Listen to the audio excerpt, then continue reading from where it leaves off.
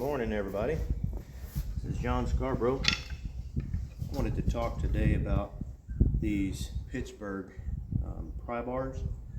You can buy these at Harbor Freight. I wanted to give my opinion on these after using them for a little over a year.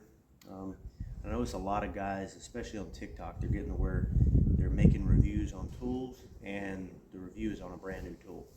I do talk about brand new tools sometimes, and I'm fine with that, but I like to come back with an actual review, and I always try to make sure that everyone knows that I haven't done a working review of that tool. It's more like, let me show it to you, but typically I like to at least show you an example of an older one that I've used or something like that in the past. When I see somebody just use, put brand new tools nonstop on there, it kind of makes you just, you have to stop and question a little bit. But I've used these. They're not like horribly used. You can tell I've got a few dents and dings in the handle and got some scrapes and everything. This is my second most used bar. This came in a set of 4, and it was an in-between size between this one and this second size. It actually got lost, or somebody stole it probably, because I used these. This one right here goes in my carpenter's bag, and these two I use on the mechanic side. So like if I'm working on tractors like this one behind me, like right now I'm changing the belt on this thing, comes in handy sometimes. And then the in-between size fits perfectly in my bag, so when I'm doing shutdowns, a lot of people know I'll go do welding shutdowns, and there's, we're in a millwright setting, so a lot of times you end up having to do some mechanic work or something like that. So I'll use that, pry bars and tools and stuff like that on those jobs. So these two haven't been worked as hard. I mean, you can see a couple dents and dings and scrapes, but you can tell there's nothing major on those. But the one that I use the most, unfortunately, I no longer have, so I can't show it to you.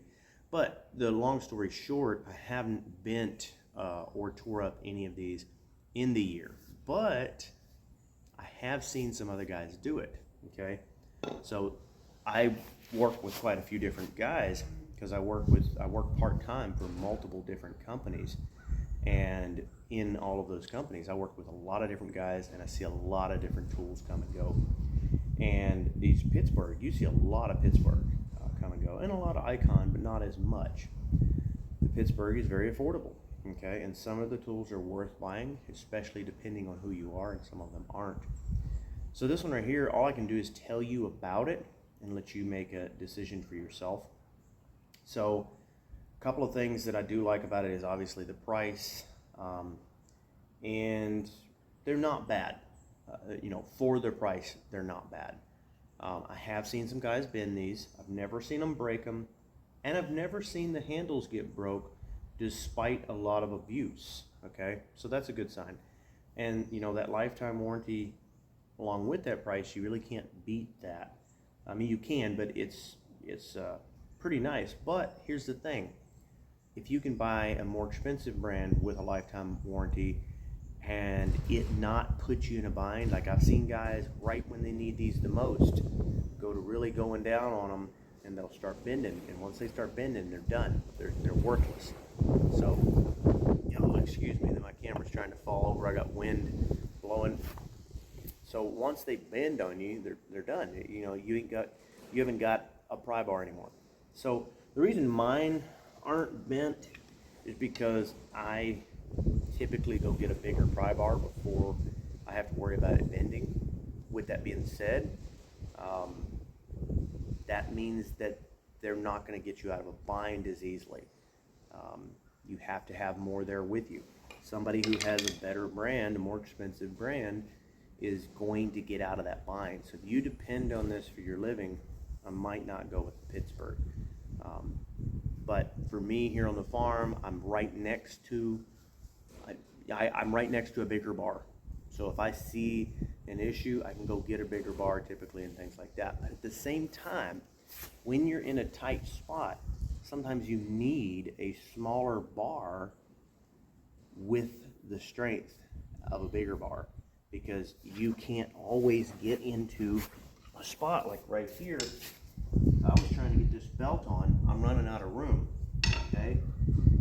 I don't need a pry bar to get this belt on, but I'm just using an example because I have had certain vehicles that I have had to do that. This one right here, I've got more room with. So I'm just making that point that sometimes you need that stronger, you need something more quality and stronger. If you are close to a Harbor Freight and you don't mind taking the time to go buy a new one when this bends, to go replace it for free when this bends, then that's not a big deal. Like I said, if you depend on it and you're wasting hours to go take care of that, you might remember that. Now there are some other options as well, like this Hyper Tough. Now I can't give you an honest review on the working ability, even though this one has been worked. I found this one on one of the job sites. Somebody had dropped it, and unfortunately they left it, didn't know where they were. So if I would have known who it was, I would have given it back, but I didn't know who it was, so it's mine now. And I will try it out. I'll try it out over time. You can tell it's been worked. I mean, it's got some dents and dings, it's got some scrapes. You can tell it's been worked. But it's made in America. It says made in America on it. I've checked out a couple other guys' reviews on them. People say different stuff because Walmart sells them, but it is made in America. And I will say one thing, that I've seen some guys with some Hyper Tough out there on the job, and I haven't seen mixed reviews from them on them. Whereas I have seen mixed reviews on the Pittsburgh. What that means is that there's some guys that love these and some guys that don't, but yet everybody that has one of these says that they love them. Maybe that doesn't mean anything. That is just my word and my experience, and that's the guys that I've talked to, but that is worth something. Okay. Now, some things that I do like, I mean, you can see the thickness of this is a little bit better, okay? The thickness of this head is a little bit fatter. That could be good or could be bad in some places, depending on where you are.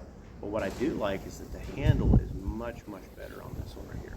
It's a little small on that one, which can come in handy. Give me just a minute. The wind is blowing pretty good. You may not be able to hear me. That smaller size can come in handy for like my bags, because it's a little bit lighter too. So like I said, I put these into my carpenter's bags. I don't need a really tough, strong pry bar. I just need a little something I can get into a place every now and then. I rarely use it. Okay, so that's this little light option. I like this over this heavier one. This one's got some weight to it. But if I get into doing some mechanic work, I would rather have this if I'm doing something. But then also this striking cap. This is a big deal to me right here. Okay, because this striking cap, I would not say that a striking cap on a pry bar is 50%, makes it 50% better.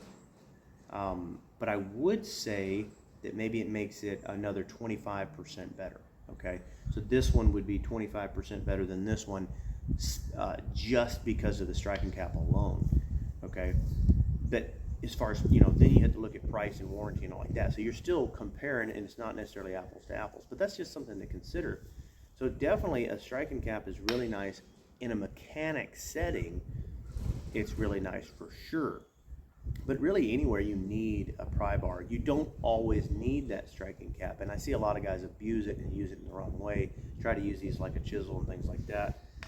But in a lot of places, sometimes just that one smack is all you need.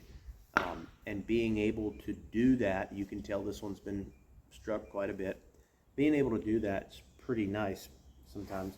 You can tell that the handle to this small one is about the size of this next size up, but it's so much more ergonomically friendly. Like, it's just got a better finger grip in here. It feels good in the hand, but it's also completely square. So I want you to take a look at that. This one's square. It's a little rounded right here, and it's rounded on the edges, which is fine. You would think that would be comfortable, and it is. Okay, but this one with its nice flat edges gives you the ability to grab hold to some type of wrench, stuff it in there, and now you've got some twist ability. Now, why is that good? Well, because especially when you get this fat blade like this, when you can get that up underneath something and you don't have the torque say you're in a tight spot and you're limited movement right here, sometimes grabbing a wrench, sticking it down on there, and just giving a little bit of a curl, a little bit of a twist. Sometimes that's all you need. That's a little thing. I wouldn't make that a deal breaker in any pry bar that I'm buying, but sometimes for these small pry bars, having that ability is pretty nice, just to be able to grab that. Like I said, I still like these. I don't have anything against them, especially for having extra pry bars here around the farm. Doing more shutdown work and stuff like that. Shoot, I might would have just gone with these, even though they don't have the lifetime warranty. I'm not sure yet, because at the same time, it is nice to be able to get these Pittsburghs, just go get them replaced. But here's the thing, the Pittsburgh that I have was probably stolen or lost. So then you ask yourself, well, what's the point in having a lifetime warranty if someone can steal it or lose it? So I definitely wouldn't be buying a Snap-on or something like that and bringing it into a setting like that. But I don't know, kind of like these Hyper Tough. They seem pretty nice. This is a review about Pittsburgh. I'm just putting my opinion out there, guys. Just letting y'all know what I think about it. But overall, I think that I would still suggest these to people. I think they are a pretty good option, especially here on the farm. And if you're just wanting some extra pry bars and one to throw in a toolbox, sometimes you want a couple of extra pry bars, something maybe you could throw in a welding trailer, something like that. And for a cheap option, they are still a good option. So I'm not going to say don't buy these. And I would say that I would still buy some to have, scattered around in a couple different places. But once I get into more of the I really use a pry bar pretty often, once I get to that place, or I'm putting it into a toolbox where I'm going to use it more often, or it's more important to me. Like, I got to get that job done right now, and me leaving to go cash in on that warranty is not a good idea. I need this job done. I'm probably going to go with a little bit of a better brand. I'm not saying the Hyper Tough. I'm not actually sure. I'm sure there's some other brands out there, and I don't even have a link for y'all to go to. This is just an honest opinion on this. So I would go something more of a striking cap, a little bit more expensive. And if you can get a warranty, great. But just something that I don't have to, that's a little bit more reliable, and it's got a couple of more of those other better features. So guys, hope that helps. Like and subscribe.